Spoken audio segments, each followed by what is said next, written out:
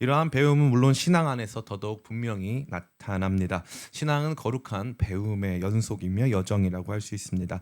저는 최근에 이러한 배움의 여정 속에서 신앙이라는 것이 결국에 어떤 모습인가라고 하는 것에 대한 나름대로의 깨달음과 또 답을 얻게 되었습니다. 그것은 바로 교회와 깊이 연관이 있습니다. 즉 교회가 우리 신앙 안에서 차지하는 비중이나 가치를 제가 재발견했다는 것인데, 그야말로 교회가 신앙과 삶에 있어서 주는 가치는 절대적이다라고 할 수 있는 것입니다. 다시 말해 우리 각자의 삶이 있는데 우리 각자가 하나님 앞에서 어떻게 살아가느냐, 그것으로 끝나는 것이 아니라 각자가 이룬 교회를 통해서 그 모든 것들이 판가름이 난다는 것입니다. 한번 가만히 생각해 볼까요? 이스라엘의 지난 역사를 통해서 우리가 보게 되는 것은 아브라함이라고 하는 한 사람을 부르셨습니다. 한 사람 아브라함을, 물론 한 가정이지만 부르셔서 이삭을 낳죠. 이삭은 야곱을 낳습니다. 야곱은 12아들을 낳죠. 12아들은 12지파가 돼서 이스라엘이라고 하는 민족을 이루게 됩니다.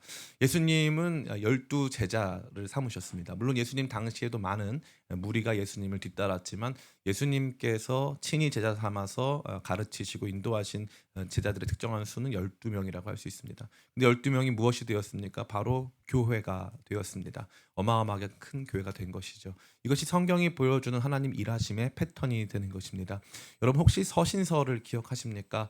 이 서신서는 다른 것이 아니라 사도 바울이 교회들에게 준 편지입니다.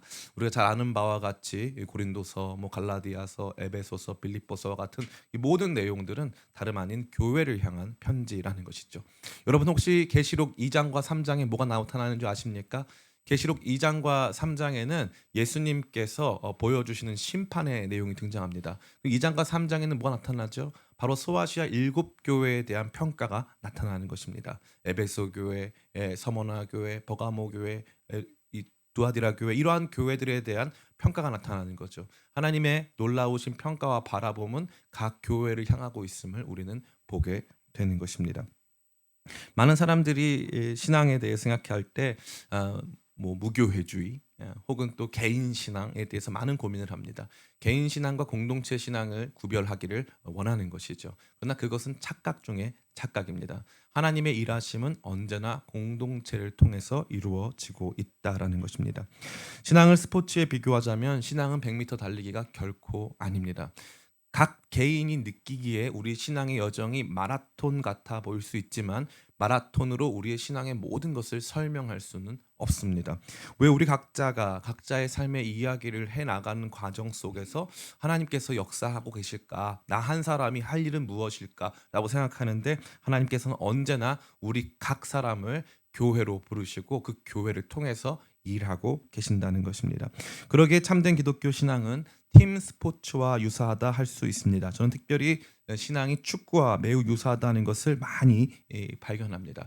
축구는 어떻습니까? 축구가 수비수가 골을 넣기가 좋을까요? 어려울까요? 어렵습니다.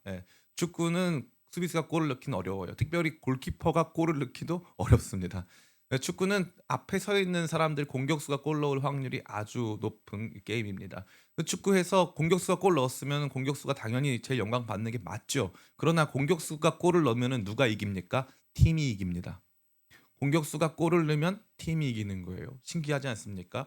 저 사람이 골을 넣었는데 왜 팀이 이길까요? 그것은 근본적으로 축구라는 스포츠가 팀 스포츠이기 때문이고, 우리 신앙 역시도 교회가 언제나 한 개인보다 더 위대한 교회의 모습으로, 공동체의 모습으로, 팀의 모습으로 존재하기 때문입니다. 그러한 의미에서 역설적으로 팀보다 위대한 선수가 없듯이 교회보다 위대한 성도 한 사람도 있을 수 없다는 것입니다. 이것이 여러분에게 오늘 주님께서 주시고자 하시는 매우 분명한 메시지입니다. 우리가 일평생 살아서 여러분들이 헌금을 얼마나 했습니까? 일평생 살아서 얼마나 많이 전도했습니까? 우리가 일평생 살아가는 삶의 여정 속에서 우리가 정작 정말 신앙 안에서 무엇을 할 수 있단 말입니까? 우리 각자의 삶은 그야말로 지지고 볶는 일상의 연속이었고, 상처받고 상처 주며 살아가는 동안 그 어떤 열매도 맺지 못한 것 같은 삶의 좌절을 맛볼 때가 얼마나 많단 말입니까? 근데 놀랍게도 하나님의 역사는 그러한 우리의 삶을 통해서 지속되고 있었습니다. 우리 각자는 작았습니다. 그러나 우리가 함께 기도로 세웠던 교회, 우리가 함께 기도로 만들어가는 거룩한 공동체를 통해서 하나님은 영혼을 살리시고 삶을 변화시키시고 놀라운 일을 행하고 계신다는 것입니다. 최근에 식사 중에 어떤 전도사님이 저한테 그런 얘기하셨어요. 굉장히 마음속에 좀 미워하는 교회가 있는데 그 교회에 대해서는 그래도 그 교회가 지금도 그 교회를 통해서 변화되고 생명을 얻는 사람들이 있기 때문에 함부로 판단할 수 없다. 제가 그 말씀을 듣고 나서 맞습니다라고 마음속에서 외치기 시작했어요. 우리가 봤을 때 어떠한 교회가 연약하고 부족할 수 있지만 그것으로 그 교회에 대해서 함부로 평가하고 판단할 수는 없는 것입니다. 왜 그렇습니까? 교회는 그리스도의 몸입니다. 살아계신 하나님의 거룩하신 전이 이 교회인 것입니다. 그렇기 때문에 교회는 언제나 하나님 일하시는 통로가 되는 것입니다. 우리 각 사람이 여기 모여 있는 이 모임, 우리 각 사람이 내는 헌금, 우리 각 사람의 섬김, 우리 각 사람의 마음, 각 사람의 기도를 통하여서 교회를 통해서 일한다는 것이죠. 최근 튀르키예에서 어마어마한 사건이 벌어졌습니다. 대지진 사건인데 이것은 일본 동일본 대지진을 능가하는 수준이고 특별히 이 인근 시리아 지역에서도 동일한 이 피해가 발생했는데 해당 지역이 지금 이 반군 지역이기 때문에 피해가 조사가 안 될 정도로 무려 25만 명 정도의 사람들이 지금 이 지진 피해를 입은 건물 잔해 밑에 있는 것으로 추정되고 있다고 합니다.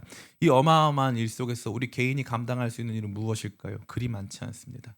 그리 많지 않아요. 근데 교회는 어떻게 합니까? 교회는 움직입니다. 교회는 일하는 것이죠. 감사하게도 지난 이 당일이죠.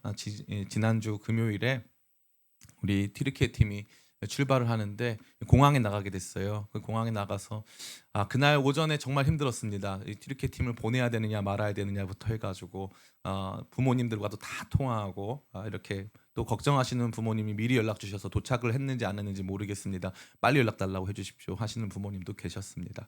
참 어려운 시간과 결단 속에서 제 마음에 그런 감동이 들었어요. 저 작은 사람들, 이제 20살 넘은 두 딸들부터 해가지고 저 연약해 보이는 저 사람들이 무슨 일을 할 수 있을까? 저 사람들이 할 수 있는 일은 거의 없다고 봐도 무방합니다. 또 한국의 관광 비자 혹은 그 관광객의 신분으로 갔기 때문에 그 땅에서 뭐 구호 활동을 펼칠 수도 없습니다. 놀랍게도 거기 갔는데 어떤 아저씨들이 똑같은 모자를 쓰고 걸어가시더라고요. 봤더니 여기에 이렇게 명찰이 있는데 한국교회 봉사단이라고 딱 적혀 있어요.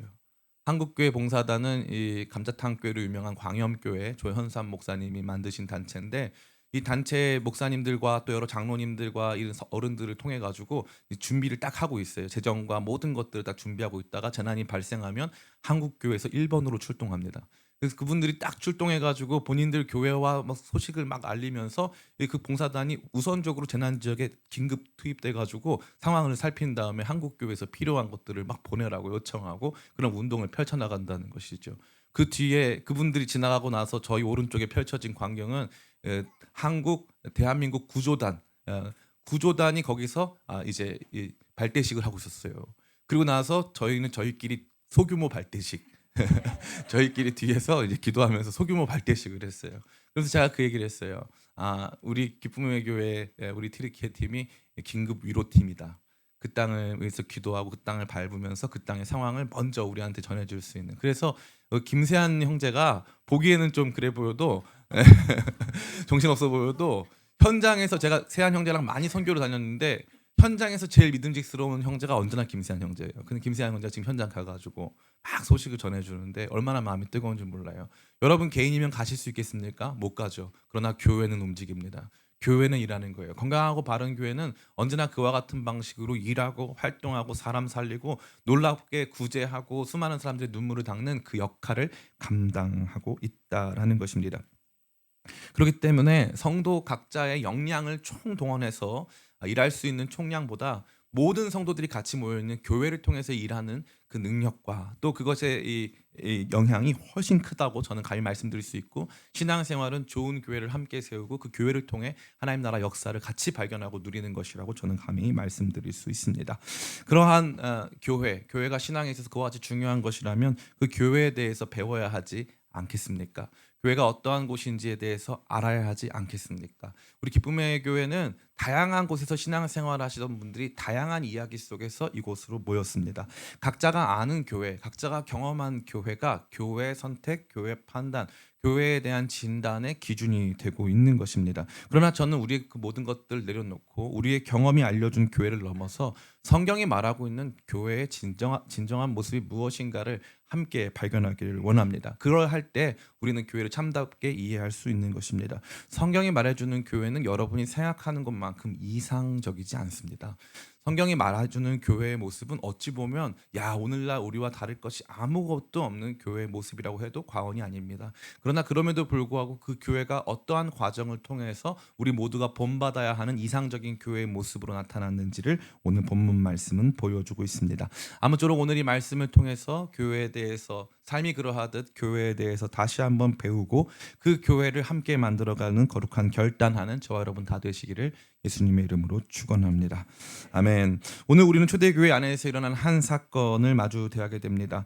이 사건은 우리에게 교회가 어떠한 곳인지에 대한 분명한 통찰을 제시하고 있습니다. 이 사건은 다른 것이 아니라 교회 안에 있었던 한 가지 불미스러운 일을 보여주고 있는 것입니다. 이 사건이 보여주는 두 가지 충격적인 내용은 저와 여러분의 생각을 많이 바꾸어 놓습니다. 첫 번째 내용은 무엇입니까? 초대교회에도 따라해 볼까요? 파벌. 초대교회에도 파벌이 있었다라는 것입니다. 오늘 우리가 읽은 본문의 말씀에 그것이 등장하고 있죠. 우리 1절 말씀 같이 한번 읽어볼까요? 1절 말씀 읽습니다. 같이 읽습니다. 시작. 그때 제자가 더 많아졌는데 헬라파 유대인들이 자기의 과부들이 매일의 구제에 빠짐으로 히브리파 사람을 원망하니. 아멘. 이 말씀은 직접적으로 아예 파라는 단어를 사용하고 있습니다. 이 예루살렘 교회에는 헬라파가 있었고 히브리파가 있었다는 것을 보여주고 있는 것입니다. 헬라파는 헬라어를 사용하는 사람들이고 히브리파는 예루살렘 인근을 중심으로 하여 팔레스타인 전 지역에서 출생 성장하여 아람어를 모국어로 사용하는 사람입니다. 언어가 완전히 다른 두 집단이 예루살렘 교회 안에 있었음을 보여주고 있는 것이죠.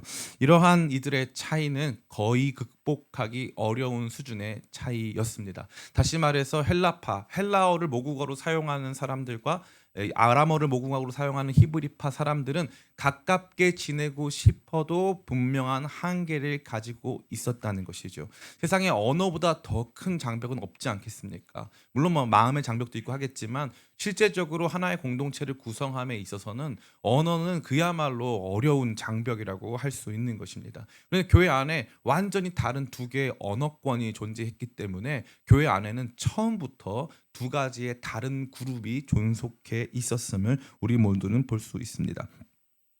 특별히 이러한 이들의 언어 또 이들이 자라온 환경의 차이가 오해를 불러일으켰습니다. 특별히 헬라파 과부들이 매일 시행되는 구제, 이 당시에 유대교도 똑같이 시행을 했는데 식사를 할 수 없는 극빈층에 대해서 교회들이 식사 제공을 했어요. 식사 제공을 매일 하는데 이 식사 제공을 할 때 식사 제공하는 시간이나 장소에 대한 공지가 이 당시 사도들을 중심으로 한 사람들이 아람어로 공지를 하는 거예요. 이 당시 사람들이 아람어를 사용하는 히브리파가 많았기 때문에 공지가 이루어졌는데 거기에 헬라어 공지가 이루어지지 않고 헬라파 사람들에게 미리 알려지지가 않으니까 지금처럼 단톡방이 있어서 하면 쉬운데 그때는 그런 게 없으니까 사람들이 일일이 가야 되는데 그걸 도와줄 사람도 없고 하니 이 헬라파 과부들, 사실 히브리파 과부들보다 헬라파 과부들이 훨씬 더 어려운 상황에 있었거든요. 근데 이 헬라파 과부들이 교회에서 맨날 주는 밥을 못 먹게 된 거예요. 그러니까 사람들의 마음이 이 밥에서 인신난다고 하는데 밥을 못 먹고 밥 먹는 시간 공지도 안 해주고 자기들끼리 밥 먹고 있으니까 이 많은 오해가 일어난 거죠. 놀라운 것은요. 단순히 이러한 일을 왜 이렇게 행정적인 일을 효율적으로 처리하지 못합니까?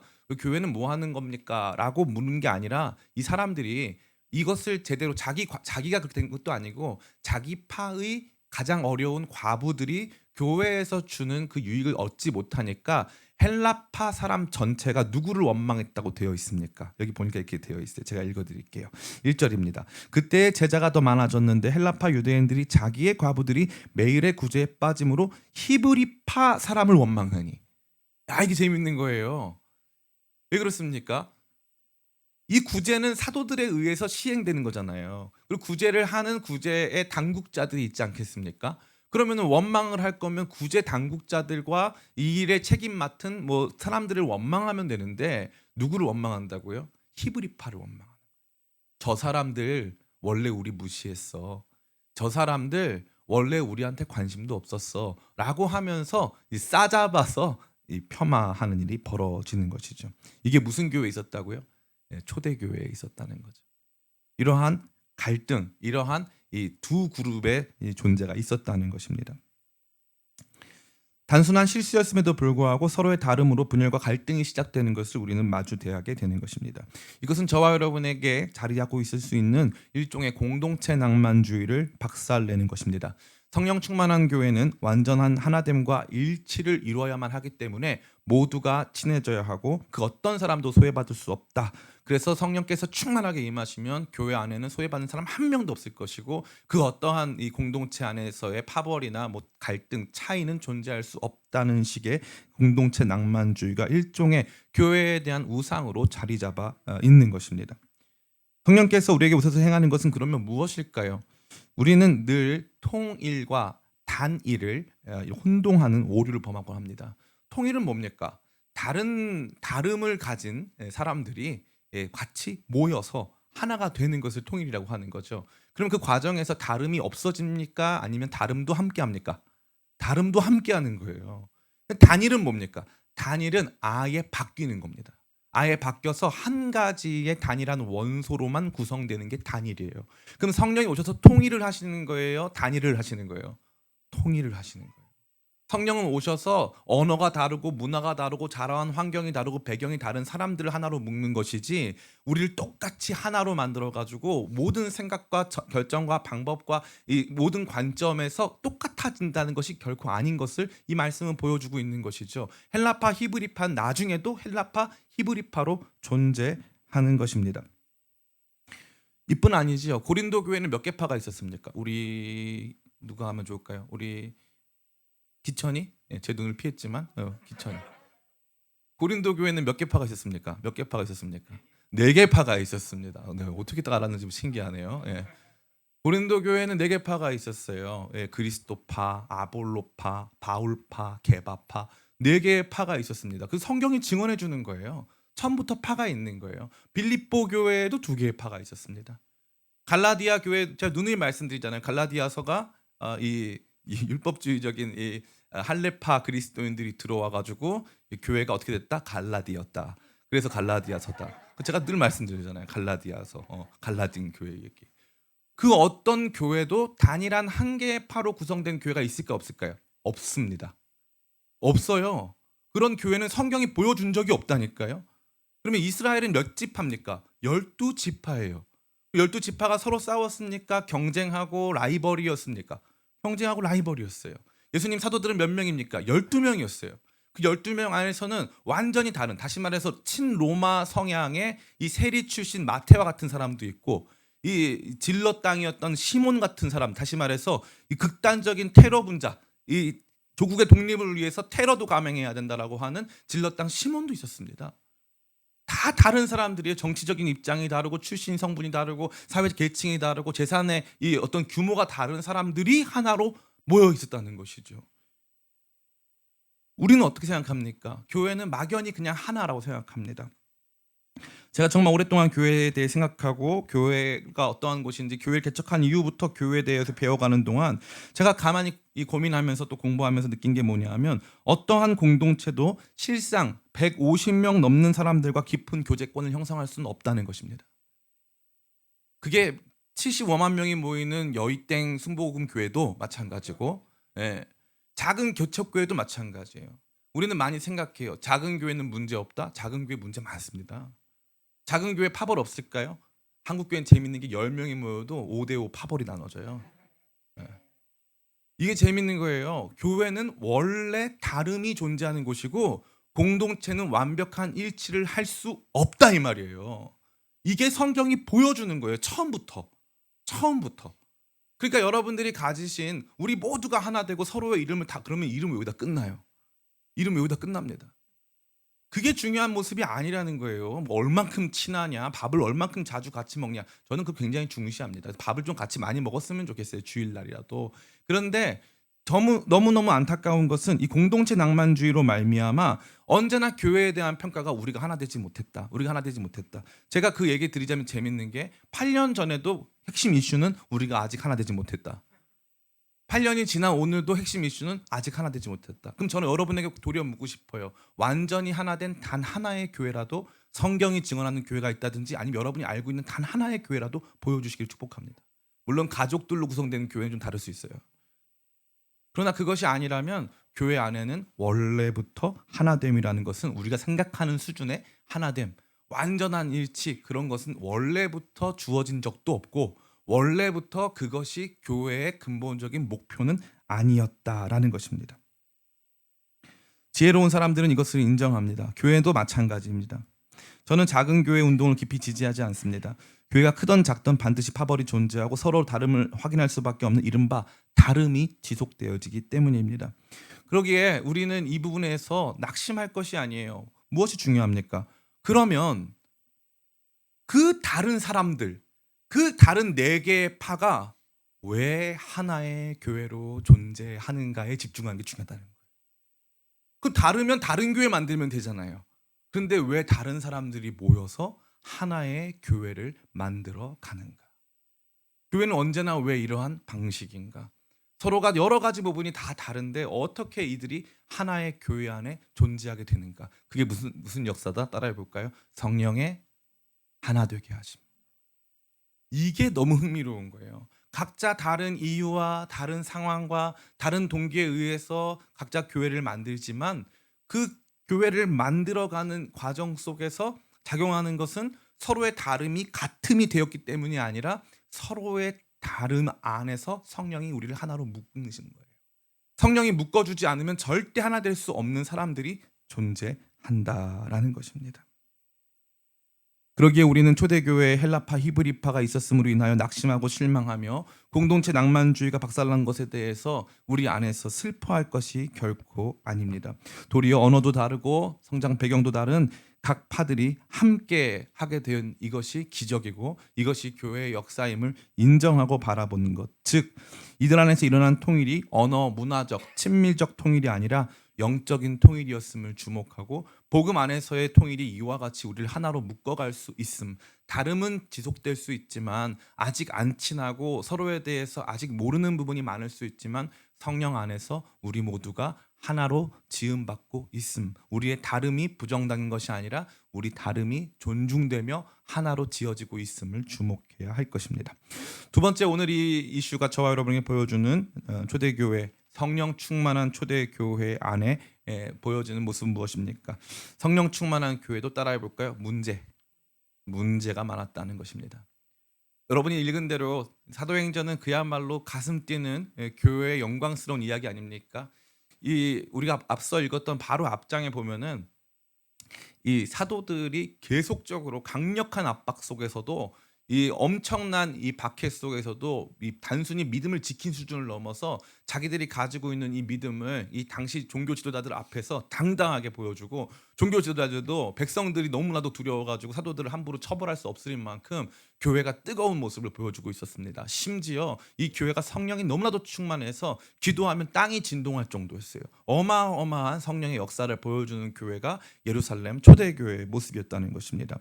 그런데 이 초대교회 안에도 뭐가 있었다는 거죠? 문제가 있었다는 거예요. 헬라파, 히브리파, 양파가 있었는데 이 파가 너무나도 놀랍게 서로 뭐하고 있었다? 갈등하고 있었다. 무슨 문제로? 식탁 문제로. 제가 누누이 말씀드렸잖아요. 세상에 복음 때문에 싸우는 교회는 없습니다. 모든 교회가 식사 당번 때문에 싸우고 성가대 때문에 싸우고 다 이렇게 싸우는 거예요. 식사 당번 돌리다 보면 나중에 분명히 싸움 납니다. 교회 청소 돌리다 보면 반드시 싸움 나는 거예요. 그래서 교회에서 중요한 건 거룩한 자발성이에요. 교회는 단순한 이런 어떤 사회기관이 아니기 때문에 뭘 강제하기 시작하면 그때부터는 반드시 문제가 생기고, 나는 했는데 너는 왜 안 하냐, 이런 식의 문제가 발생하는 것입니다. 똑같은 문제 아닙니까? 성령 충만한 교회도 이러한 문제 발생하더라라는 것입니다. 성령 충만한 교회도. 저는 이게 너무 큰 충격이었어요. 예루살렘 교회, 초대교회, 이러한 교회 아무 문제 없고 모든 것이 원활하고 정말 깨끗하고 깔끔하고 모든 문제가 한 번 한 번에 모든 선택이 바를 것이다. 사도들은 완벽한 사람들이다? 아니죠. 사도들이 지금 이 구제 활동을 전념하고 있었는데 굉장히 이 매일매일 보니까 하루 이틀이 아니라 매일 시행되는 구제입니다. 그런데 뭘 놓친 거예요? 뭘 미스가 난 거예요? 헬라파 과부들한테 공지하는 내용에 대해서는 헬라어로 공지하는 내용에 대해서는 미스가 나버린 거예요. 실수가 일어난 것입니다. 성령 충만한 교회도 실수는 하는 것입니다. 성령 충만한 교회 안에도 문제는 발생하는 것입니다. 많은 사람들이 이 문제 때문에 마음에 상처를 갖는 거예요. 아니 어떻게 이런 교회에서 이런 문제가 발생할 수 있어? 이런 거 챙겼어야 되는 거 아니야? 이러한 생각이 너무 많은 거죠. 제가 목회하면서 제일 많이 들었던 말이 뭐냐면 어떻게 교회가 이럴 수 있습니까? 라는 말이었어요. 그래서 저는 한 번도 교회가 저라고 생각해 본 적이 없거든요. 내가 곧 교회다라고 생각해 본 적이 없어요. 저는 교회가 언제나 여러분이라고 생각했어요. 여러분이 교회고 저는 교회의 담임 목사다 라고 생각했어요. 진짜로. 그래서 당연히 여러분이 하는 거고 저는 담임 목사니까 뭐 이렇게 말씀 전하고 하면 된다고 생각했어요.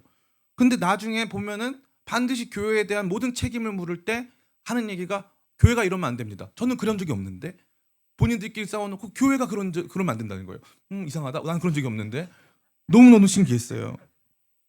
이게 참 재밌더라고요. 교회 선택에 여러분들이 참여할 수 있습니까? 없습니까? 있습니다. 기쁘게 참여할 수 있어요. 행복하게 참여할 수 있어요. 의견도 낼 수 있고 뭐든지 할 수 있습니다. 근데 많은 사람들 생각에 여전히 교회는 뭐 이끌어가는 몇 명이 있고 나는 거기에 참여할 수 없는 사람이다라고 생각하는 것이죠. 그 제 마음을 너무나도 아프게 했습니다. 그리고 교회 안에 이러한 문제가 발생하면 그 문제로 낙심하고 상처받고 교회 떠나는 사람들이 아주 많았어요. 이른바 본인들이 가지고 왔었던 그 전에 있었던 교회 안에서의 문제들을 여기서 재확인하는 것 같다라는 종류의 그들의 이 탄원이 있었습니다. 저는 그 안에서 보게 된 것이 하나 있어요. 그것이 무엇입니까? 첫 번째 아까 말씀드린 대로 공동체 낭만주의. 다 우리가 하나 되고 다 친해야 된다. 다 서로 챙겨줘야 된다. 맞죠? 그렇게 하면 참 좋겠죠. 그러나 그건 원래부터 불가능합니다. 원래부터 교회는 그렇게 할 수가 없는 거예요. 그거를 추구하는 건 옳은 거지만 그런 걸 규범적으로 강제하는 것은 옳은 것은 아닙니다. 예. 그래서 두 번째 문제 무엇입니까? 교회 이상주의. 교회는 그 어떤 부분에서도 문제가 있어서는 안 된다라는 거죠. 근데 초대교회도 무슨 문제가 있었습니까? 헬라파 과부들 밥을 굶었어요. 하루 이틀 굶어서 이렇게 원망했겠습니까? 한두 번이면 넘어갔을 겁니다. 상당히 장기간 교회 안에 분명히 헌금도 했는데 우리 과부들 좀 챙겨달라고 분명히 말씀을 드렸는데 그것이 원활하게 이루어지지 않아서 밥 먹는 문제에서 다른 사람들도 아니고 이 헬라파 과부들은요 그냥이 아니라 그 사회에서 극빈자들입니다. 왜냐하면은 이 헬라파 자체가 왜 예루살렘에 와 있냐면은 자기가 죽을 때 성지에서 죽어야 천국에 간다라고 하는 생각이 있었어요 사람들이. 그래서 원래는 수천 킬로미터 떨어진 저 뭐 이탈리아 뭐 아니면 그리스 이쪽 지역에 있던 사람들이 아프리카에 있던 사람들이 늦은 나이에 남편하고 손 붙잡고 와가지고 이제 예루살렘에 정착을 한 거예요. 말도 안 통하는데 여기서 신앙 때문에 정착을 한 거예요. 정착을 딱 했는데 어떻게 되는 거예요? 남편이 죽었어요. 그러니까 이제 혼자 남겨진 거예요. 타지에서 말도 안 통하는 곳에 여성이 혼자 남겨진 상황이 됐단 말이에요. 그러니까 완전한 과부예요. 완전한 과부. 근데 이 헬라파 과부들에게 온전한 구제가 시행이 되지 않은 거예요. 교회가 이렇게 무능할 수가 있나? 목사님이 저 과부들한테 신경을 안 써? 목사님은 지금 뭐 하고 있는 거야? 라는 생각이 우리 안에 너무나도 손쉽게 들어올 수 있다라는 거죠. 그러나 그것은 교회에 대한 이상주의입니다. 교회는 높고 숭고한 가치를 추구합니다. 그러나 그 과정에서 언제나 어려움을 직면하게 되어 있습니다. 하다 보면 실수하는 것이 있고 어려운 일이 발생할 수 있다라는 것입니다. 저는 이 전도사 시기를 거쳐왔습니다. 전도사 시기를 거쳐오다 보면은 참 이 실수가 많을 때가 있어요. 제가 한 번은 제가 있었던 교회에서 이렇게 중등부에서 같이 주일날 피자를 시켜 먹었어요. 제가 있었던 중등부가 엄청나게 부흥을 했는데 저는 주로 많이 먹였습니다. 그래서 피자 많이 먹고 또 이제 그 예배 마치면은 이렇게 구루마로 라면을 이렇게 끓여서 갖고 와가지고 다 같이 라면 끓여 먹고 막 난리. 애들 너무 좋아했어요. 애들이 서로 말도 안 했는데 라면 끓여 먹을 때는 거기 계란 좀 줄래? 뭐 거기 이렇게 해가지고 서로 막 소통하면서 막 이렇게 엄청나게 부흥을 했어요. 하루는 이제 피자를 이렇게 시켜 먹었는데 장로님 한 분이 딱 내려오시더니 야 여기서 이제 우리 전도사님 참 여기서 귀한 사역하십니다. 뭐 오늘 피자를 시켜 드시나 봐요. 저한테 그러시더라고요. 그래서 제가 오늘 피자 시켜 먹고 있는데 애들이 너무 좋아합니다. 이렇게 말씀을 드렸어요. 그랬더니 그 장로님이 이제 저한테는 이제 뭐 이렇게 칭찬은 아니고 그냥 그런가 봐요라고 물어보고 나서 임시 당회를 소집해서 이요한 전도사 잘라야 된다. 왜냐하면은 주일날 교회에서 매식행위를 했다. 그래서 저를 자르자는 임시 당회가 열린 거예요. 저는 몰랐어요. 저는 그게 그렇게 큰 문제인지는 상상도 못했어요. 제가 잘려야만 하는데, 근데 저는 각오는 했어요. 순교자의 각오를. 내 이제 피자 하나 먹어서 잘리고 그러면 죽으면 죽으리라. 난 피자 다음 주에도 먹겠다. 이러면서 막 계속 사역을 했습니다. 저는 그게 실수인지도 몰랐어요. 근데 저의 그러한 뭐 실수, 또 저의 그러한 이렇게 뭐라고 할까요? 연약한 모습들이 사실은 그분들한테는 곱게 보이지 않았어요. 근데 저는 아이들한테만 집중했어요. 아이들한테 집중했는데 아이들은 부흥했어요. 아이들은 너무 좋았어요. 근데 그 과정에서 부흥하고 아이들이 회복되고 많이 좋아지고, 그래서 그때 아이들 중에 우리 교회에 와 있는 애들이 많잖아요. 그 아이들이 막 놀라운 은혜 속에서 성장하는 그 과정을 제가 겪으면서 느낀 게 뭐냐면, 저는 그런 문제가 없을 줄 알았거든요. 근데 그 중에 선생님들 중에 저를 싫어하시는 분들이 있더라는 거죠. 전도사님이 하는 방식이 너무 과격해. 전도사님이 하는 것이 전혀 옳지 않아. 제가 하는 모든 일이라고 다 옳다고 인정받고자 하는 마음이 저는 있었죠. 그런데 시간이 지나 보니까 그렇지 않더라는 거죠. 서로 안에 실수가 있었고, 그때 그 실수가 그 장로님 실수인지 제 실수인지는 모르겠어요. 근데 그 장로님이 당회 열어놓고서 당회를 열었는데 그게 오히려 당회에서 장로님 보고 사과하라 그래가지고 저한테 가서 사과하라 그래서 장로님이 이제 교사실 들어오셔가지고 나한테 사과를 못 하겠으니까 교사 선생님들한테 사과를 하더라고요. 선생님들은 아무 내용도 모르는데 사과를 받았으니까 신기한 거예요.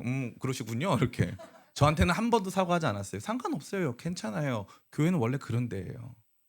교회는 원래 그런 데예요. 오해가 일어나고 갈등이 생기고 충분히 인정받지 못하고 충분한 보상이 이루어지지 않는 곳, 그게 바로 교회라는 거예요. 사도 바울 얘기 잠깐 할까요? 사도 바울은 고린도 교회를 세웠어요. 근데 고린도 성도들이 어디서 이상한 얘기 들었어요. 야, 사도 바울은 사도 아니래. 예수님 부활했을 때 옆에 있던 사도 아니래. 부활하신 예수님을 만났다고 주장만 할 뿐 실제 제자들의 모임 속에 있지는 않았대. 그래서 사도 바울의 사도권이 사도 바울이 세운 고린도 교회에서 위협을 받습니다. 그래서 그 고린도 교회에서 사람들이 사도 바울 사도 아니라고 하니까 사도 바울이 고린도 후서에 보면은 내가 얼만큼 나를 증언해야 되느냐, 내가 이런 일도 했고 저런 일도 했고 나는 진짜 사도가 맞다라고 증언한 다음에, 그러나 그럼에도 불구하고 내가 진짜 사도인 이유는 내가 오늘날 교회를 향해서 가장 아파하기 때문이다 라고 증언해요. 자기가 세운 교회인데 그런 일이 발생하는 겁니다. 성경에 완벽한 교회가 어디 등장합니까? 그러한 교회는 등장하지 않아요. 교회에는 문제가 있습니다. 교회에는 파벌이 있고요. 교회에는 문제가 있음을 오늘 이 사도행전 6장의 이 헬라파 과부 이 구제 배제 사건에서 다 드러나는 것입니다. 그러기 위해 우리 그런 것 때문에 관심 가져야 될 것은, 교회가 파벌이 있어서는 안 돼, 문제가 있어서는 안 돼가 아니라, 교회가 파벌이 있고 문제가 있는데 이게 어떻게 해결되었는가, 여기가 포인트가 있다는 거예요. 여기가 포인트. 문제 많은 교회, 파벌 많은 교회가 어떻게 하나 되고 어떻게 이 문제를 수습하고 이 문제에서 이겨냈는가. 아이의 아름다움은, 작은 아기의 아름다움은 아기가 병 걸렸다고 아기가 문제가 있는 걸까요? 아니에요. 아이들은 병에 걸리고 아파요. 그런 과정을 지나가는데 그 과정을 건너가면서 아이가 더 빠르게 성장하고 더 튼튼해지는 것처럼 교회도 마찬가지입니다. 자, 그러면 이러한 문제들을 아름다운 초대교회는 어떻게 극복했습니까? 첫 번째 따라해 볼까요? 위임.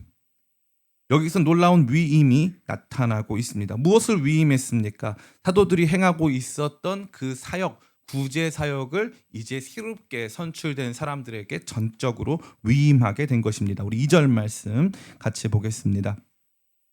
2절과 3절 말씀 같이 읽습니다. 시작.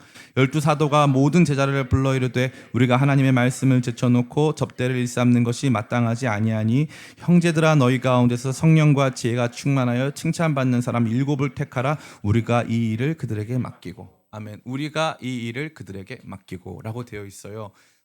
사도들이 12명의 사도들이 이 당시에 이 구제 사역을 했다는 것은 이거 매일 하는 거고요. 이 당시에 교회 규모가 대략 한 8,000명 정도 됩니다.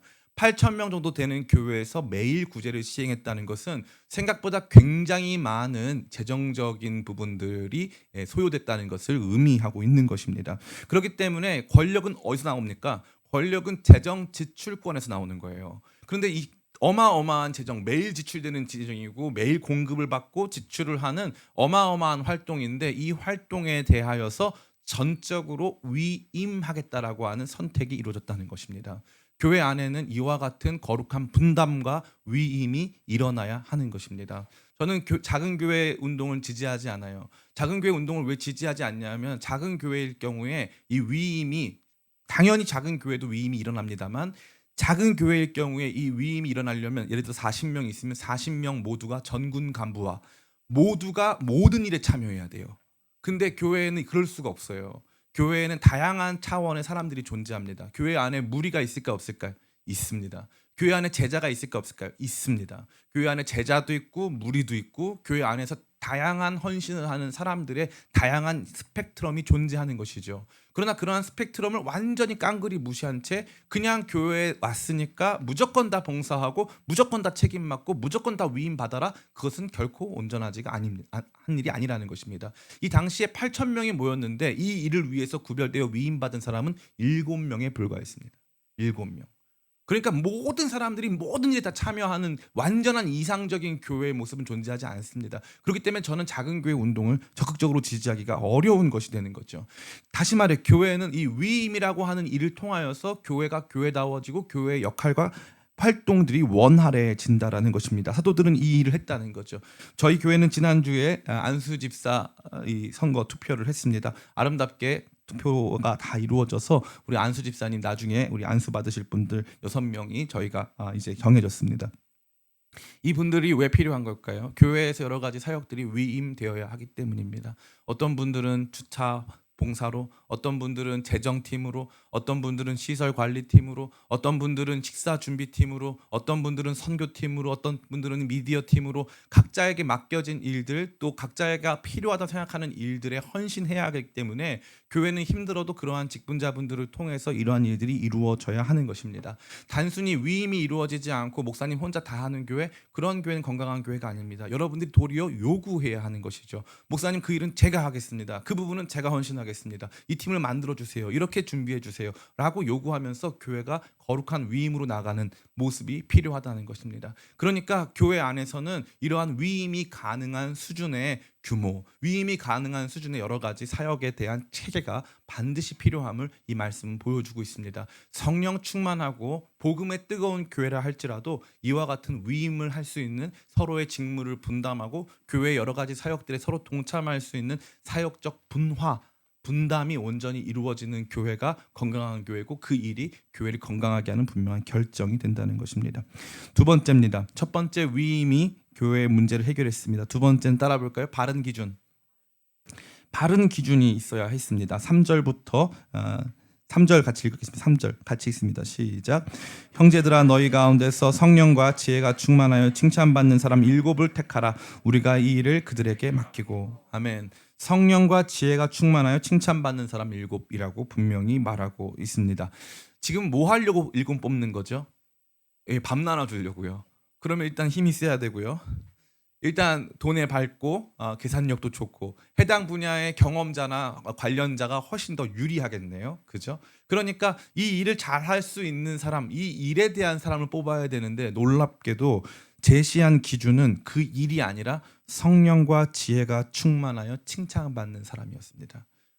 과부들에게 밥 나눠주는 일도 어려운 사람 밥 나눠주는 일도 사회에서 뭐 했느냐, 얼만큼 능력이 있느냐, 얼만큼 사회적인 지위가 높으냐 이게 아니라 성령과 지혜가 충만해서 칭찬받는 사람이었다는 거예요. 이게 언제나 교회의 일꾼 선출에 굉장히 중요한 기준이 되어야 합니다. 다시 말해 영적으로 깨어 있느냐, 성령 충만해서 지혜를 통해서 사람과 사람을 한데 모을 수 있는 사람이냐, 사람들의 마음을 위로할 수 있는 사람이냐, 어떤 문제 속에서 바른 길을 갈 수 있는 사람이냐, 칭찬받기 때문에 대외적으로 검증된 사람이냐, 사람들에게 인정받고 존경받을 수 있는 사람이냐라고 하는 분명한 기준을 제시했다라는 것이죠. 오늘날 우리가 가지고 있는 기준과는 굉장히 달라 보입니다. 그러나 그럼에도 불구하고 이러한 기준이 있으면 저와 여러분으로 하여금 교회 일에는 탁월함보다 진실함이 중요함을 말해주고 있는 거예요. 진실함이 더욱 중요한 것입니다. 진실함. 그 진실함으로 일할 수 있는 사람들에게 복된 위임을 했을 때 교회는 건강하게 성장할 수 있는 것입니다. 세 번째, 따라해볼까요? 배려. 예루살렘 교회가 건강하게 성장할 수 있었던 배경에는 배려가 존재했습니다. 여기 등장하는 사람들, 7명의 사람들, 우리 이른바 집사로 알고 있지만 성경 어디에도 이들을 집사라고 말한 적은 없습니다. 여기 보니까 이 사람들 5절부터 보니까 이름이 등장하고 있어요. 명단이죠. 온 무리가 이 말을 기뻐하여 믿음과 성령이 충만한 사람 스데반과 또 빌립과 브로고로와 니가노르와 디몬과 바메나와 유대교에 입교했던 안디옥 사람 니골라를 택하여라고 되어 있죠. 이 바메나는 히브리 이름 같아 보이지만 아니에요. 파르메나라 그래가지고 완전히 헬라식 이름입니다. 여기 등장하는 7명 전원 헬라파입니다. 매일 시행하는 그 일을 하는데 매일 시행하는 그 일을 하고 히브리파가 다수고 히브리파 사도들이 주도적인 역할을 하고 있는 상황에서 교회에서 가장 많은 지출이 이루어지는 이 일을 할 때 성령과 지혜 충만해가지고 이 사람들에게 칭찬받는 사람 7명을 뽑았는데 여기 당시에 이 투표하는 사람들 중에 히브리파가 다수였다는 거죠. 히브리파 성도들이 그럼 누굴 뽑아줬다는 거예요? 헬라파를 뽑아줬다는 거예요. 헬라파가 뭐예요? 소수, 약자예요. 이 사람들이 사역에 배제되기가 쉬운 사람들. 그 사람들을 히브리파가 7명 모두 뽑아줬다 이 말이에요. 우리 파가 아니에요. 그러면 이렇게 하다가는 우리 히브리파 과부들이 배제되는 거 아닙니까? 이거 너무 건강한 균형이 없지 않겠습니까? 우리 생각은 그렇죠. 그러나 초대교회의 아름다운 성도들은 어떻게 생각했냐면 이 일은 굉장히 중요한 일이고 이것 때문에 갈등도 생길 수 있고 문제도 생길 수 있고 이 일이 돈도 많이 쓰는 일이기 때문에 이거 너무너무 중요한 문제다. 그런데 이 일에 쉽게 배제될 수 있는, 쉽게 이 일에 상처받을 수 있는 취약한 저 사람들에게 이 일을 맡겨서 이 부분에 대해서는 더 이상 문제가 없도록 하자. 내 기득권 내려놓자. 우리가 주도하고 있는 이 질서 포기하자. 과감하게 주자. 그래서 과감하게 준 거예요. 이게 바로 우리 무릎을 치게 하는 거예요. 이거 정말 지혜였고요. 이것으로 말미암아 어마어마한 부흥과 성장이 일어나고 이것이 예루살렘 교회가 나중에 안디옥 교회를 세우고 안디옥 교회가 그 후에 선교하게 하는 중요한 기틀이 됩니다. 너무나도 훌륭한 거예요. 교회의 첫 번째 세운 일꾼들이 모두 헬라파였다. 이거예요. 헬라파 사람들이 약자기 때문에 그들을 더 세워줘야 된다라고 분명히 말해주고 있는 것입니다. 우리가 과연 이러한 선택을 할 수 있을까요? 저는 감히 여러분에게 묻고 싶습니다. 우리 교회가 많이 커졌을 때 원래 후암동에서 기쁨의 교회 하던 저 사람들이 핵심 사역자가 돼야지. 저 사람들이 중요한 일꾼 돼야지. 그렇게 생각할 때가 많죠. 우리는 우리밖에 모를 때가 많잖아요. 그런데 어느 날 보니까 교회 안에서 소외받고 상처받는 사람, 저 사람들 우리 일꾼으로 세우고 저분들 우리가 존중해드려서 저분들이 편하게 사역할 수 있도록 도와주자. 나는 뒤로 빠지자. 저분들이 주인공이 되도록 나는 배경이 되자. 라고 선택할 수 있는 이 배려로 말미암아 예루살렘 교회는 이 어마어마한 갈등을 한 번 해결한 것입니다. 배려와 희생, 권리, 포기가 교회를 건강하게 만드는 제일 중요한 원칙임을 보여주는 거예요. 마지막 네 번째입니다. 따라해볼까요? 집중. 집중이 있었습니다. 사도들은 뭐라고 합니까? 이 일에서 사실 어떻게 보면 문제를 만들어낸 당사자들 아닐까요? 이 일에 좀 무능하게 처리한 성령 충만하다고 했는데 성령 충만했지만 사람들 갈등으로 이끌었어. 저 사람 복음 전한다고 했지만 이 일은 제대로 못해가지고 교회 꼴이 이게 뭐야? 라고 했던 사도들은 어떻게 합니까? 저 사도 안 합니다. 이렇게 하지 않았어요. 사도들은 뭐라고 합니까? 분명히 말하고 있어요. 오로지 기도와 말씀 사역에 힘쓰겠다. 오로지 기도와 말씀 사역에 힘쓰겠다. 이것은 사도들이 다른 종류의 섬김에서부터 자신을 배제하고 온전히 말씀을 나누는 섬김에 집중하겠다는 것을 의미하는 것입니다. 목회자가 해야 될 바른 일들은 무엇일까요? 그것은 바로 기도와 말씀입니다. 기도와 말씀 사역이 목회자가 해야 하는 굉장히 중요한 일이에요. 제가 작은 교회 운동을 지지하지 않는 중요한 이유 중에 하나도 바로 여기에 있습니다. 교회가 너무 작으면 목사님이 주보도 만들고 목사님이 무슨 다른 활동도 하고, 제가 요즘에 보니까 어떤 교회들은 새벽 예배 같은 거 할 때 목사님이 미디어도 하고 이렇게 다 하더라고요. 그래서 전 그럴 바에는 안 하겠다 했어요. 안 하겠다. 그럴 바에는 안 하겠다. 물론 필요한 일이긴 하지만 그럼에도 불구하고 성도들 부려먹겠다는 게 아니에요. 부려먹으려고 한 적 없어요. 저희 교회는 그런 거 안 합니다. 부려먹는 게 아니라 자원해서 할 사람이 없으면 안 하는 게 좋다. 목사님들이 기도와 말씀에 집중할 수가 없고 말씀 한번 제대로 묵상할 수가 없으니까 계속 퀄리티는 낮아지고, 제가 예전에 있었는데 그 강원도 화천에 있을 때 눈이 엄청나게 왔습니다. 화천에 땅값이 싸니까 주차장이 정말 광활해요. 근데 아침에 제가 맡은 부서가 유초등부, 중고등부, 청년부를 맡았어요. 그리고 오전 예배 찬양 인도와 차량 운행, 중간에 차량 운행하고 그 다음에 저녁 예배 찬양 인도를 맡았습니다. 그럼 아침에 눈이 오잖아요. 그 목사님이 전화가 와요. 눈 쓰려고. 그 눈을 이렇게 쓰고 차를 출발해가지고 아기들을 데려와서 예배를 드리기 때문에 화천 여기 그 산해면을 쭉 돌아가지고 아기들 데려와가지고 예배를 드리는 거예요. 그러면 제가 말씀 전할 힘이 있을까 없을까? 말씀이고 뭐고 당장 퇴근하고 싶어요. 예. 요즘에 이 많은 교회 안에서 지금 부교역자 대란이 일어났어요. 왜냐하면 부목사님도 다 안 하겠대요. 다 안 와가지고 다 이 사역 안 하겠다. 이 사역 안 하고 자기들은 사역 그만한다. 왜냐하면은 온갖 비본질적인 사역들을 다 갖다 맡겨놓은 거예요. 그래놓고 무슨 문제가 생기면 목사님이 이거 안 했고 저거 안 했고 요건 준비가 안 됐고 저건 준비가 안 됐고 왜 이 서류는 없고 왜 저건 등록하지 않았고 이런 일이 발생하니까 목회자가 일종의 디그니티 자기가 이 일을 감당하는 거룩한 위엄, 거룩한 이 존중이 사라졌다는 거예요. 그러니까 더 이상 이 일은 다른 알바와 다를 게 없는 거예요. 너무 무서운 일이죠. 그래서 부교육자들 구하기가 어려워서 제가 전화를 얼마나 많이 받는지 몰라요. 부교육자 좀 구해달라고. 이제 안 합니다 사람들이. 서울에 있는 사람들도 안 하는데 지방은 어떨까요? 지방은 더 안 해요. 지방의 조건이 굉장히 좋아요. 근데 아무도 안 갑니다. 아무도 안 가요. 그 왜 그럴까요? 이 집중이 이루어질 수 있는 환경이 제공되지 않기 때문이에요.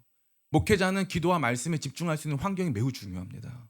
매우 중요한 거예요. 그런데 이것에 대해서 우리 교회가 함께 힘써서 목사님이 기도와 말씀에 집중하게 하고 우리는 이 부분을 담당하자. 우리가 이 책임 감당하자. 왜냐하면 이 교회는 팀 스포츠와 비슷하다고 했잖아요. 교회와 신앙생활은 팀 스포츠와 비슷하기 때문에 목사님이 나가서 집회해가지고 영혼들이 돌아오는 게 우리 팀이 골을 넣은 거예요. 그렇기 때문에 그 일들을 함께 하기 위해서 정말 교회를 아름답게 세워가기 위해서 서로의 업무가 분담되고 목회자는 집중할 필요가 있어요. 이 말은 목회자를 다른 모든 행정과 다른 모든 봉사로부터 배제하자는 게 아니에요. 그 뜻이 아니고 도리어 더 긍정적인 의미, 집중시켜야 된다. 기도와 말씀에 집중시켜야 된다. 그래서 여러분들이 면밀하게 봐야 될 것은 목사님 요즘에 말씀 퀄리티가 좀 떨어진 것 같은데 목사님 기도를 많이 안 하시는 것 같아. 그러면 개인적으로 기도하면서 카톡을 보내주세요. 목사님 말씀이 예전 같지 않습니다. 이렇게 많이 지금 떨어지고 있어요. 이렇게 그냥 저한테 카톡만 보내주시면 제가 바로 이해하고 회복하도록 하겠습니다. 그런 집중이 필요한 거예요. 이제 말씀 마칩니다. 성령 충만한 교회도 파벌 있고 문제 있습니다. 그러나 파벌 있고 문제 있다고 해서 무가치한 교회 절대 아닙니다. 절대 아니에요. 성령 충만한 교회는 그러한 갈등과 분열, 문제를 아름답고 성숙한 방식으로 해결합니다. 위임을 하고요. 위임할 때 바른 기준을 제시하고요. 뿐만 아니라 그러한 것들을 바른 기준으로 위임할 때 적극적으로 배려해서 가장 약자들을 가장 강한 위치에 올려줄 수 있을 만큼 완전히 자기를 희생하고 포기하는 종류의 놀라운 선택을 한다는 것입니다. 그리고 사도들에게는 기도와 말씀을 집중할 수 있도록 그러한 것들을 마련해 준다는 것이죠. 이러한 교회 함께 세워가고 만들어가는 저와 여러분 다 되시기를 예수님의 이름으로 축원합니다.